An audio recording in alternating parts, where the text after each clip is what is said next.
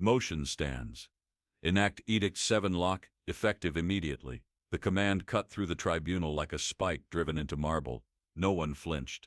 Councillor Tharn Ekros, skeletal in frame but iron in posture, withdrew his palm from the confirmation pad as a ring of amber light encircled his voting panel. His chair, a rigid arc of spine glass and pulse thread wiring, creaked under the shift of his weight as he leaned forward, watching the upper tiers. "Let it be recorded," he said, each syllable dragged like a blade across ice, "that Earth is now confined to its gravity well, orbital sovereignty revoked, interstellar movement terminated. No protests, no appeals, no gestures of diplomatic restraint. Earth's seat K22 sole origin, remained as it had for the last 5 cycles, vacant." The nameplate was still embedded in the blackstone dais, untouched, its sigil dulled to a muted silver. Around it the surrounding chairs were filled with various representatives, scaled, armored, translucent, winged, yet none cast a glance toward it.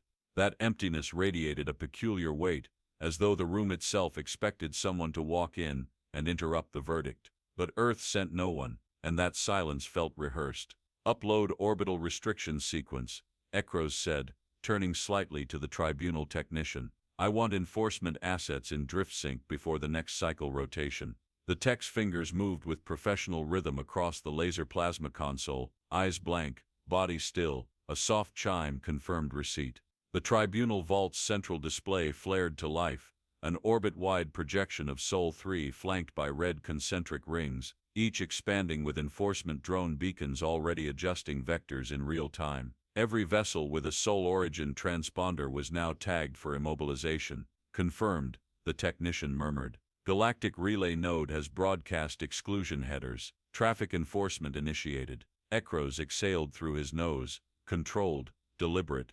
He stood fully now, his robes unfurling behind him like a decree given shape. Let them feel their irrelevance. Behind him, Councillor Voshran Velik, representative of the Daimari sectors, adjusted his bone-woven mantle, casting a side glance toward the still flickering display. "I'm surprised they haven't issued a challenge," he said softly, eyes gleaming with biolum light. "No protest, no motion to dispute the ruling. You think they finally grasped their dependence?" Ekros scoffed. "No, I think they're pretending to digest their humiliation."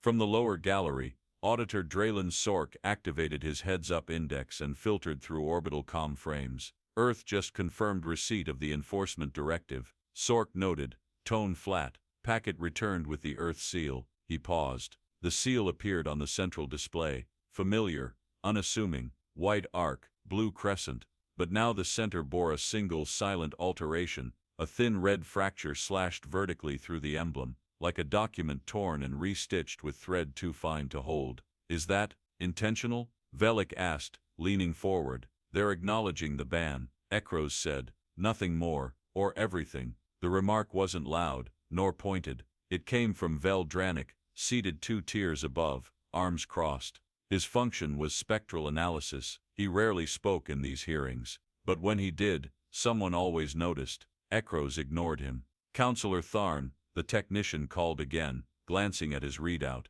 "Sol origin telemetry update complete. Enforcement nodes now showing exclusion field bleed into adjacent sectors. Minor recalibration required on Lagrange Gate 12. Approved," Ekros replied.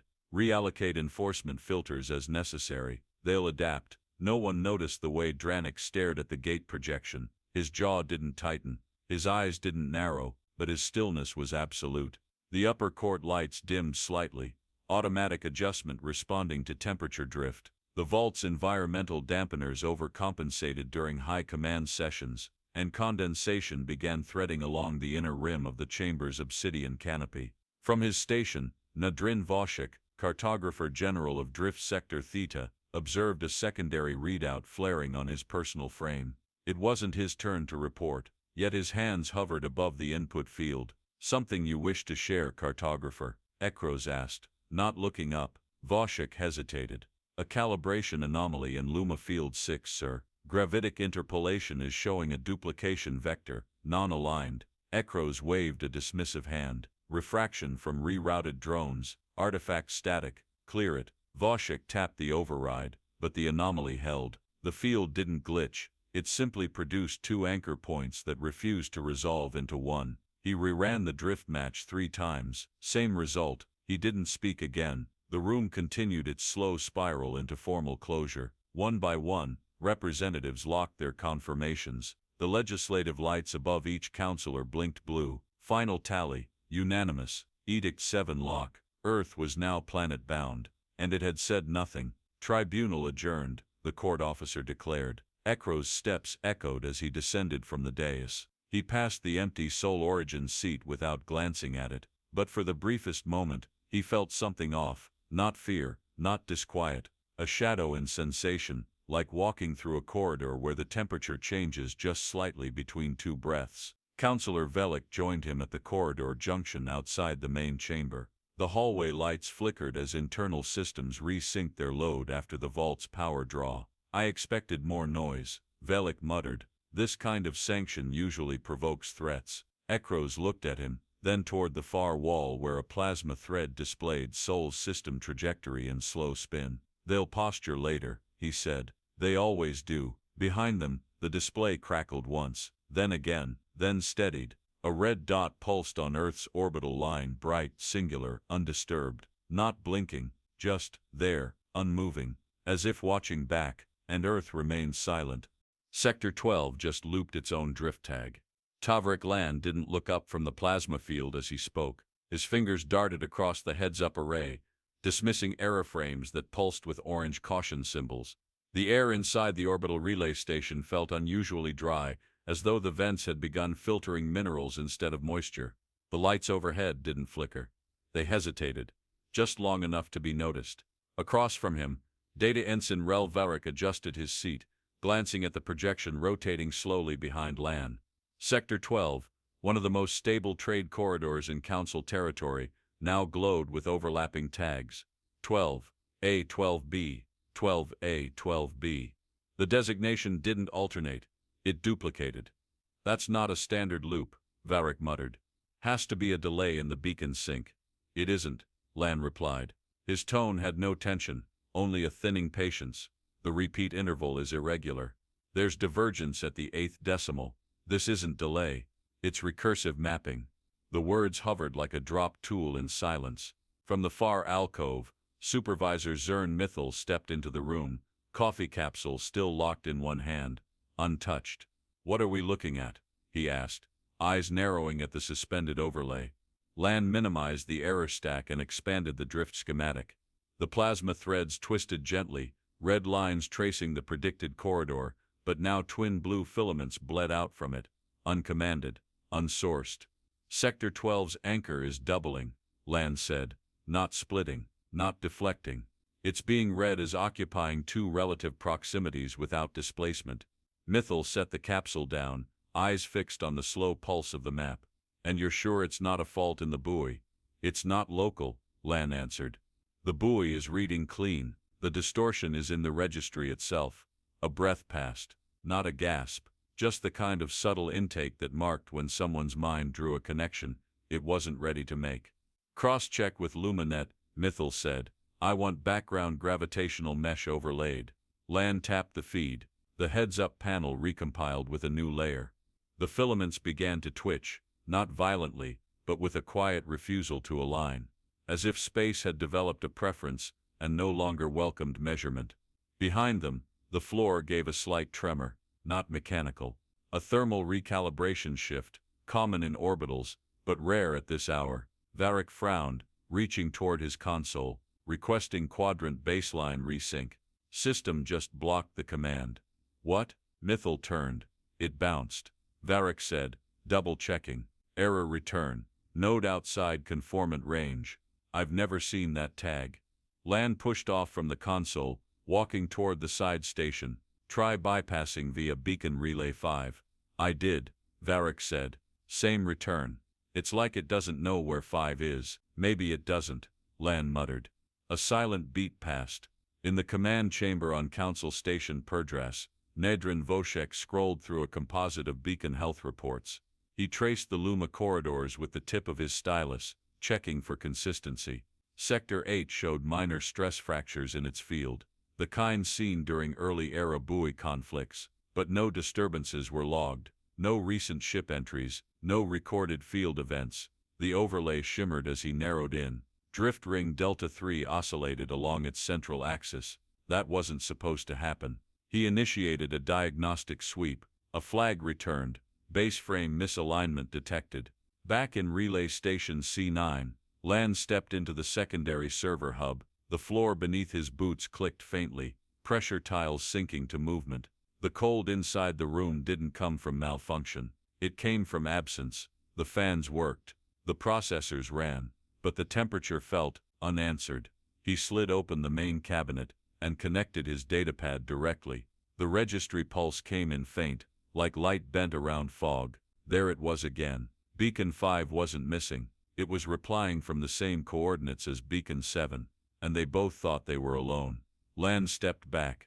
"Supervisor," he called, "we've got overlap across unlinked nodes." Mythil stepped into the doorway. "Say that again." "They're operating in the same frame, but unaware of each other." Mythil frowned. "Beacon bleed." "Not even close," Lan replied. "This isn't interference. It's coexistence." At Council Systems Command, Voshek opened a channel. "Command Cartographer Voshek to Enforcement Net," he said, keeping his voice level. "We've got a calibration irregularity spreading between Luma sectors 12 and 9. Begin non-invasive observation protocol." The reply came swift. "Orders noted." "Confirmation code." Voshek hesitated. He searched for the standard confirmation template on his interface. It wasn't there. He tried manual override. The interface blinked. "Frame invalid. Registry template deprecated."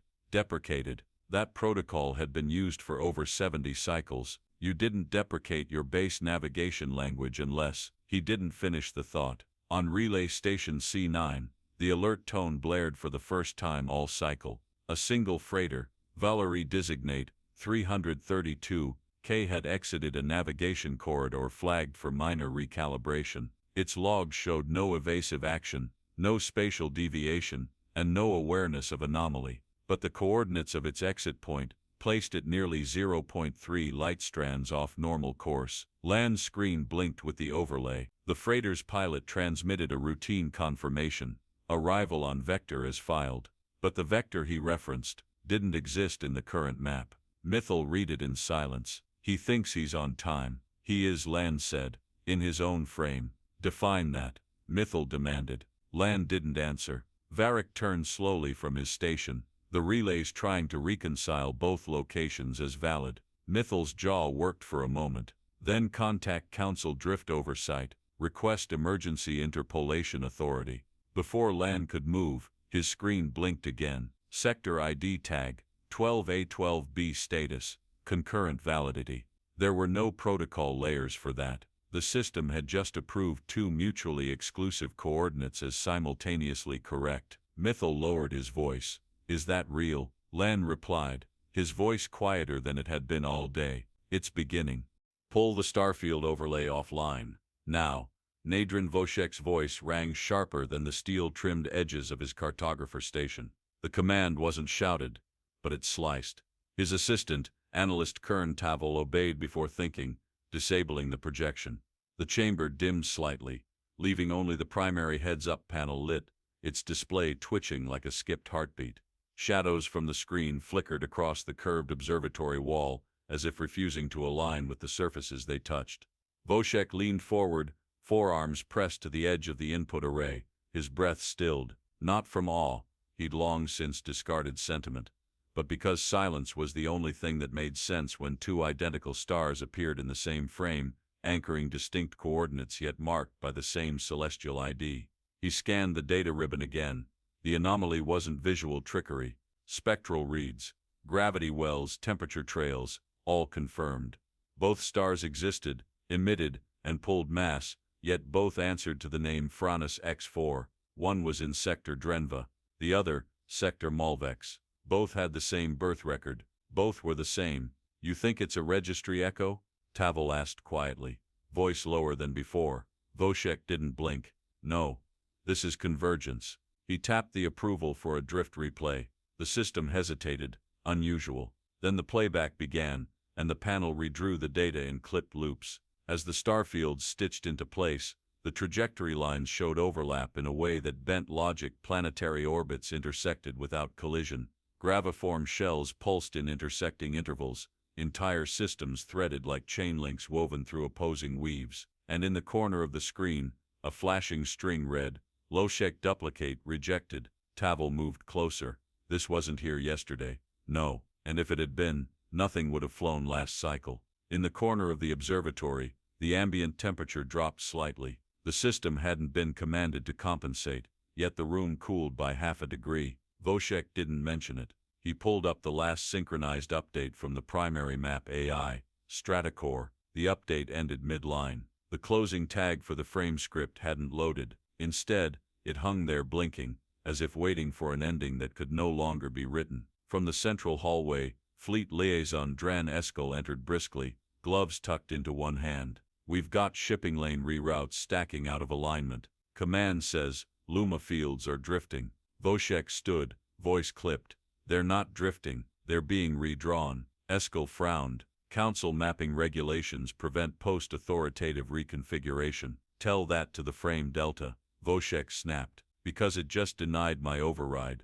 Tavel gestured at the side panel. He showed me, Franus X4 exists in 2 sectors. Same energy band, same orbit time, only one should exist. Both do. Eskel stepped closer, studying the readings. His throat bobbed once. "Which one's real?" Voshek stepped around the console. "That's the problem. They're not copies. They're agreeing to be singular and separate at the same time." Eskel's eyebrows twitched, but his voice remained steady. "Is this local? We just had 2 bulk freighters cross each other's wake inside a drift corridor, and both claimed they were alone." Voshek called up the Council's predictive motion engine. The simulation loaded with effort. Threads formed, but they didn't dance, they tangled. The AI's attempt to simulate natural orbital paths now rendered space like knots woven with invisible hands, each thread intersecting others, without permission. When the simulation reached its midpoint, it collapsed, not as an error, but as rejection. "System response?"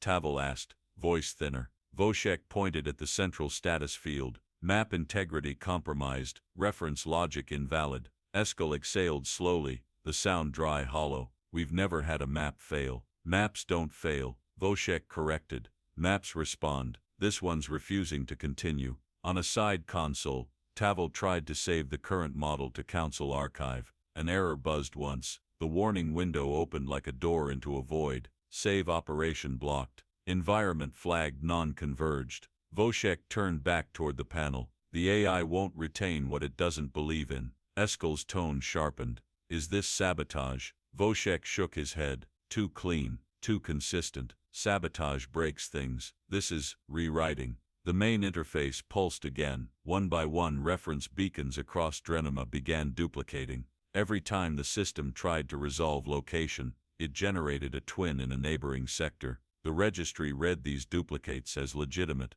then discarded them seconds later. The cycle repeated. "You're seeing this," Eskel muttered. "Reversion echo," Voshek confirmed. "Map integrity's in a loop. It's trying to define reality by referencing itself, but the reference point is sliding." In the background, a soft mechanical pulse ticked 3 times. That wasn't part of the observatory's usual rhythm. Voshek recognized it. "Telemetry fails safe just activated," he said. "The system thinks it's under framing stress." Tavel moved fast. "I'm locking the nav tree until we isolate a non-looping quadrant." Voshek didn't reply. He walked to the viewport, gaze cast toward nothing specific. The stars beyond shimmered with familiar light, but a creeping unease stirred beneath his collar. He had mapped anomalies, charted void ruptures, drafted revisions after superstructure implosions, but this felt different. This wasn't about what could be mapped. It was about whether the concept of location still made sense. Behind him, Eskel spoke without confidence. "If we don't reframe soon, fleet paths will destabilize." Voshek didn't turn. "The fleet's not moving through space," he said. "It's moving through memory, and memory, he feared, was starting to forget." "Stop the retrotrace. Back 3 lines and isolate the condition set." Brankolvek's voice barely rose above the electric tension clinging to the archive vault. His palm hovered over the authorization lattice, the sensor beneath flickering with delayed recognition. "It wasn't the system's fault. The syntax strand he'd just uncovered hadn't been touched in 71 cycles. It wasn't tagged as deprecated. It wasn't tagged at all. The Tribunal's legal branch hadn't used this format in generations.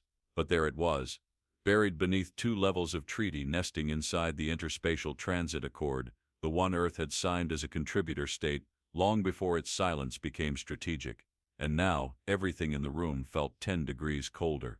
Legal interpreter Drell Sarn, seated to Kolvek's left, squinted through the relay scan, slowly rendering on the heads-up display. The script blinked into view, lines of archaic codex fused with variable functions, encoded in Earth's old constitutional logic.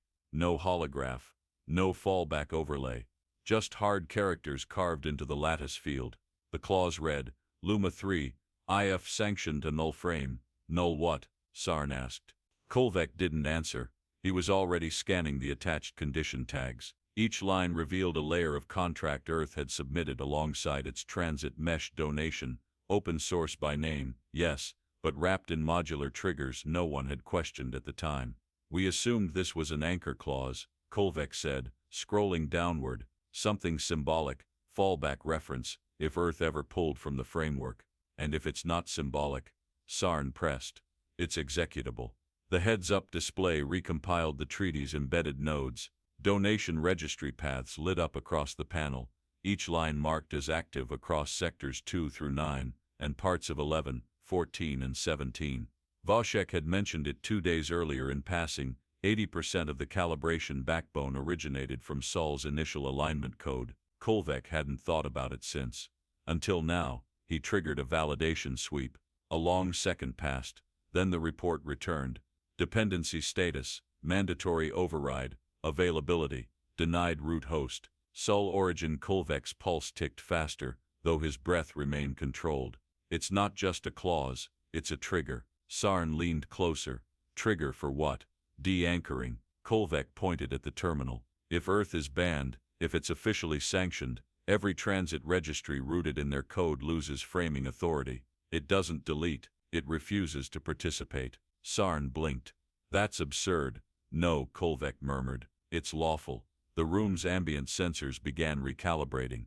The chamber lights dimmed slightly as the environmental system reduced internal bias interference, a design measure rarely seen outside classified military debriefings. The walls themselves seemed to contract inward, as if the archive realized it was now holding something combustible. On the adjacent station, archive technician Del Varnek checked the input logs. These nodes were last accessed 42 cycles ago. No edits, no revokes, fully ratified by interstellar subcommittee standards. Lock verified by orbital delegates, including Counselor Ekros at the time. Sarn stood slowly. You're telling me this was binding? Varnek nodded. Confirmed under binding resolution. No expiration clause, legal from the moment the ban was signed. The implication landed like weight poured into silence. Kolvek tapped a command into the subfield. Track. Luma 3 activation status. The screen pulsed once, then again. A red dot appeared, not flashing, just present. Status. Triggered timestamp 0001.00.47, cycle 17.04. Sarn looked up. That's the moment we ratified the ban. Varnek tapped another function. Across the laser plasma projection, a pulse of red bled into the surrounding star map schematic. The effect wasn't aesthetic. The registry itself responded by outlining sector-by-sector detachment from Earth-rooted interpolation grids, not deletion, rejection. Each node displayed one tag, frame nullified _by_ condition. No warning messages, no access attempts, no attack signatures, just fields folding their relevance away like a map that refused to open in undesired hands. Kolvek sat back. It's not sabotage, it's treaty execution. Varnek slid a finger across the secondary panel. A node blinked in Sector 14. Earth's calibration buoy, one of the first deployed after the accord was signed. He expanded the feed. The unit still floated in neutral orbit. No damage, no drift, fully functional, but its beacon now returned only one tag. X-sized. No signal corruption. Sarn asked. None. Signals clean, Varnek said. But the registry no longer recognizes its location. They stared at the display. Behind them, One of the wall monitors flared, then dimmed. The Council's route simulation had begun rerunning current trajectory predictions. The rendered projection twisted unnaturally, anchor points stretching as if spatial constants had forgotten how to finish calculations. Trade routes rerouted themselves in spirals, drift lanes collapsed, and redrew mid-frame. The simulation refused to stabilize. "Pull up the contributor manifest," Sarn said tightly. Varnek complied. The contributor ledger listed every civilization involved in Transit Frame Foundation, Varn Dominion, Rikari Pact, Helari, Daemari, Sol Origin, still listed, still valid, but the line was no longer black, it had turned gray. Kolvek highlighted the clause ID. "The moment we issued that ban, we disqualified our own maps." Sarn nodded slowly. "And Earth didn't have to hide, they just had to wait." Kolvek finished. He leaned in close to the terminal, locking eyes with the pulsing clause tag. Luma 3 glowed dimly at the base of the screen. It didn't threaten, it didn't broadcast. It just sat there, quiet, satisfied, and irreversible. "Can we reverse it?" Sarn asked finally. Kolvek's jaw worked. "We'd have to undo the sanction. Admit breach of contract." Sarn exhaled, his voice nearly inaudible. "That's not politics, that's surrender." Behind them, the simulation feed glitched once more, then froze. The map turned to threadwork, coordinates straining like lines tangled by wind. Claws Luma 3 never blinked. It didn't need to, it had already done its work. "Why are the civilian cruisers rerouting themselves?" Reverend Pell's voice sliced through the control deck like a hard equation. No edge, but undeniable finality. He stood behind the admin console, one hand gripping the side rail, eyes locked on the heads-up display. Below his gaze, 6 route paths flashed in sequence, none of which matched authorized drift lanes. All 6 vessels were Sol Protocol tagged, none were transmitting distress, and all were diverting mid-burn, without pilot correction or AI justification. The routing mesh blurred as a sector overlay pulsed red, then inverted into grayscale. Fleet Tech Halron Voss leaned over his own terminal. Comms return no anomalies. Pilot logs claim route adherence, but nav logs don't match. "Which logs are wrong?" Pell asked. Voss didn't answer. The hesitation was louder than any reply. A moment later, the system's AI appended its own notice. "Navigation directive cancelled, proximity undefined." The words settled across the console like frost. Pell shifted to the secondary map frame and traced the route origin, Sector Eltar, Node 114. A calibration buoy maintained by the Council's neutral relay service, registered under open-source brackets, unremarkable, until now. He expanded its code block. Frame.excised. The label wasn't a flag. It wasn't a warning. It was a declaration. The node had removed itself. Pell gestured toward the operations pit. "Run a route scan on buoy clusters tagged Sol Origin or pre-cycle Accord contributors. Pull historic logs." Chief Analyst Tovin Krell, standing at the Deep Ops tier, keyed the request. "Archive indexing. Expected match count, 341. Display first 50. The heads-up wall flared to life. Rows of calibration buoys shimmered into view, sectors stitched across a 3-dimensional map in charcoal tones. One by one, Earth-linked nodes dimmed, not uniformly, not symmetrically. They collapsed like dominoes pushed by invisible fingers, spiraling along long-range corridors, threading past forgotten edges of mapped lanes. Krell cleared his throat. "We're seeing logic bypass. Redirectors are triggering their own fail-out cascades." Pell stepped closer. These were passive. They weren't built to override routing decisions. Until they were told to stop participating. Krell tapped one node's code frame. Protocol label, ArcSkeen_001. Syntax base is Earth's treaty encoding. Pell's eyes narrowed. Was that protocol ever declared? Krell shook his head. Clause Luma 3 grants them post-sanction behavioral execution. They didn't broadcast an intention to activate. They embedded the right to become incompatible. The display pulsed. Sectors lit red across the far periphery. Not in a warning cadence, but in withdrawal. Earth's donated redirectors weren't failing. They were opting out. Another message appeared. Galactic overlay reference error.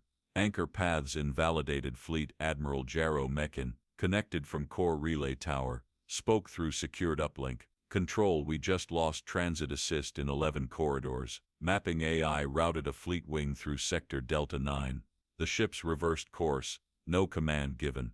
Pilots thought they were mid-jump. Arrival shows no displacement. Pell didn't blink. Time lapse, none. They never left. And the system insists they arrived. Krell's hands trembled slightly as he keyed a cross-match. Redirection vectors are being assigned by buoy systems we don't control. They're acting independently, and they're not aiming for safe space. They're canceling location authority. Pell turned to the room. Earth's not just blocking access. They're convincing our systems that nothing is where we said it was. The room fell into a sharp quiet. One of the assistants, younger, newer, Lekron Vault, raised a question without looking up. If nodes are rejecting council coordinates, what replaces them? Krell's tone cooled. Nothing. The AI suspends resolution. The console flashed again. 4 civilian transports diverted into orbit loops around null-flagged nodes. No fuel correction. No drift response. They simply circled until the tracking array stopped reporting trajectory altogether. Pell pulled up a list of satellite registry pulses, one after another. Invalid scope return failure. Node compliant with self-frame coordinate. Void. The map lost its shape. Grids flickered from structure into ash-gray threads. Regions dimmed. Not blacked out, just dulled, as if meaning had been scrubbed from them. Earth's anchor points were the first to disappear from the color map. No explosions, no beacons, no damage, just absence, lined with logic. Pell walked across the platform and stopped at the central command ring. His hand brushed over the relay initiator, syncing his readouts directly. Start compiling error overlap ratios. I want to know how many nodes failed in shared syntax, then compare that to Earth's treaty-defined clusters. Krell complied. Mekin's voice broke in again. What exactly are we fighting? Pell answered without turning. Relevance. Below them the emergency recompiler redrew council fleet paths. The line skipped, bounced, collapsed into loops, then fell away leaving only static gaps. Overlay filters began blinking out. Color bled from the galactic projection like ink dissipating in solvent. Sector by sector, the stars didn't vanish. They disconnected. Every route Earth once calibrated ceased to obey, and nowhere on any map did Earth respond. That ship is visible, but it isn't there. Dask Renner didn't look away from the viewport as he spoke. His fingers hovered above the context matrix, hesitating, not out of uncertainty, but because the system beneath them no longer respected input. The projection displayed a cruiser-class reconnaissance vessel, perfectly intact, drifting across Sector Kareth's outer belt. Its signal was strong, its visual integrity confirmed by 6 independent arrays, and yet, every attempt to lock coordinates returned null. Repeat that, said Command Tech Idrik Vol, eyes narrowing at the console readout. Renner exhaled. You're seeing the ship, yes, but the registry can't agree where it exists. Every AI we run accepts the image, then cancels the frame before committing. Vol shifted closer, blinking at the series of cascading rejections. The heads-up panel now streamed a flood of denials. Ref invalid observation, location, absent, local absolute equal sign. He shook his head. But we've got visual, we've got drift trails. The starboard sensors traced particulate displacement. Renner tapped the side panel, calling up the comparative logic tree, and then the moment we reference it, context collapses. The system recognizes presence, but not placement, as if it can see the outline, but not the canvas beneath. Behind them the auxiliary terminal chimed once, a quiet, definitive sound, not alarm, a notation, 0xC3 a null rel, frame dropped by observer logic. Renner moved to the central projection, and drew a box around the cruiser's last known vector. The result wasn't a blinking marker. It was a hollow ring, an outline without center, pulsing softly like a breath held too long. Same object, claimed by 2 systems simultaneously, he said. One says it's 10 clicks off the Ankarar shelf. The other marks it inside the Idril expanse. Both confirmed. Both cancel each other. 2 readings, 1 entity. No, Renner corrected. 2 contexts, 1 absence. In the corner the gravity chart began spooling data at a slow, deliberate pace. Sector gravwells still pulled, but their reference anchors slid out of sync. Star masses no longer responded to planetary inertia. Orbit projections bounced off invisible shells, snapping into curves the simulators couldn't render without distorting their logic trees. "It's as if gravity still applies," said Renner, "but no longer agrees with where it belongs." Vol frowned. "Do we alert Fleet Command? They won't be able to process it. Their simulations depend on stable axioms." The room's climate control adjusted subtly, responding to thermal drift from the processors overcompensating. The air thickened, not from heat, but from sensory overload, as if too many conclusions had begun to coexist without closure. Renner triggered a full-frame scan. The result, 5 star lanes grayed out before the system completed its sweep. The node labeled Arcs Point Delta had just withdrawn itself from navigational structure. The tag blinked once before turning black. "Another self-null," Renner noted. "That's 4 in under an hour." He shifted back toward the primary logic viewer and pulled up the pattern log. It didn't align. No repeating behavior, no repeatable time frame. Earth's directive, it seemed, had reached a new phase, not redirection, but rejection. "Start the memory audit," he said. Vol hesitated. "You think the record's failing too?" "I think the system's trying to forget what no longer accepts being remembered." Vol initiated the audit. The screen darkened for half a second, then the previous log stuttered. Time tags skipped 3-second intervals. Cross frames misaligned. One log from Cycle 4 appeared twice, each version showing different ships in the same corridor. Both were valid. Both were wrong. "I'm losing trust in the timeline," Vol whispered. "Because you're still treating it as linear." From the far alcove, null theory adjunct Rayler Varn entered quietly. Data sleeve rolled along his forearm. His boots left no sound on the gridded floor. Renner turned. "You're late." "I recalibrated nothing," Varn replied. "And now the calibration accepts everything." He extended the sleeve. "We fed the system a ghost frame, a ship we invented, a test name, random data pulse. It passed the registry and drifted for 2 cycles without rejection. Renner didn't move. Then we told the system to remove it. It refused. The frame now appears in 2 sectors. One we created, the other we never programmed." Vol stared. "We can't distinguish truth from echo. That distinction no longer matters." Varn said, "Earth's removed the scaffolding that let us frame belief." Renner turned back to the viewport.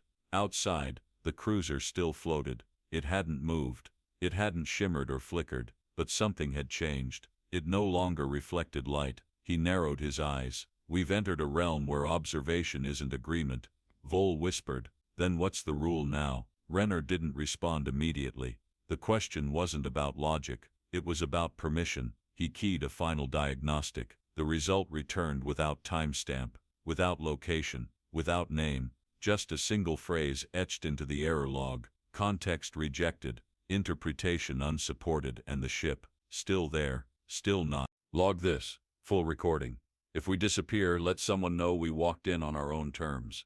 Jarrow Meccan stood at the center of the Torex Summations bridge, voice clipped, eyes fixed on the forward display. Outside the command viewport, Earth hung like a ghost, not dark, not hidden, fully lit, fully visible. It rotated slowly beneath a soft white glow, atmosphere intact, orbiting clean, no defense grid active, no visible threat, but the navigational overlay was gone. Coordinates ended 4 sectors back. Every projection beyond that dissolved into static fog. No drift lines, no frame tags, just a field labeled by the command AI as UN locatable by structure. From Ops Tier 2, Signal Officer Tran Valek tapped his panel. No timestamp variance. Entry protocols holding, but the grid refuses to accept our position. "Distance?" Meccan asked. Valek shook his head. "The system can't calculate it. Every attempt returns an empty vector, relative movement. We're moving, but not toward anything." The bridge lights dimmed for a breath, then steadied. Not a power failure, load balancing, as if the ship were reorienting itself around something it no longer recognized. Meccan walked forward, boots clicking gently against the hull-slick composite. "Maintain course. No adjustments unless I say otherwise." The comms panel lit up, briefly, incoming response from Earth's silent shell. Static, not noise, not distortion, just structured emptiness. A pattern that held itself together without content. Helm Officer Cadron Yos glanced over his shoulder. It's looping the same 3-second reply every 5 minutes. Identical burst. Identical checksum. Playback. Yost tapped it. The bridge filled with a quiet pulse. We exist but not where. Then silence. No tail signal. No energy spike. Just a ceiling that never echoes back. From Tactical Tier 1, Ensign Lorvek Dren activated the side feeds. External sensors confirm hull contact from gravity flow, but inertia maps cancel each second. Meccan adjusted the collar of his jacket and stepped closer to the helm. What does that mean in real terms? Dren's voice caught. We're affected by Earth's field. But the system can't locate the source. Visual has it. Yes, but visual isn't context anymore. The crew fell into stillness, performing their duties with silent economy. The Turex summation had drilled for field inversion, sensor ghosts, even artificial blackouts. None of those protocols applied here. This wasn't interference. This was denial of relationship. The command deck's main feed replayed itself for the 4th time. The Earth rotating silently, their ship closing in, the nav AI blinking, POS_REF, =null bridge to lower decks. Meccan called. Status. No anomalies, came the reply. Except one thing, crew manifests just updated.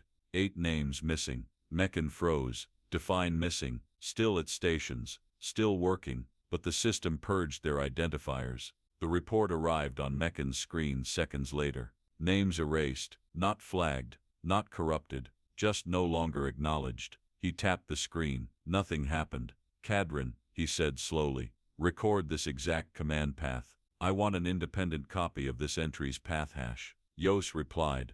Already tried. The file saves, but opens empty. Another screen flickered. A visual feed from Corridor 6B showed Security Officer Hulrich Jorn standing guard, then blinking once, and not reappearing, not vanishing, not dissolving, just no longer in the frame. Jaro Meccan stepped back. Start emergency memory sync. Begin with lifeform tracking. Valak obeyed. The tracker activated, and then froze. The status line read, Ishio present. Frame reference, invalid. The ship had remembered something it could no longer prove. Meccan turned toward the viewport. Earth looked unchanged, but something inside the view tugged at his sense of center. It wasn't visual, it was psychological, a quiet insistence that up and down had begun ignoring each other. Shut down external projection, all of it.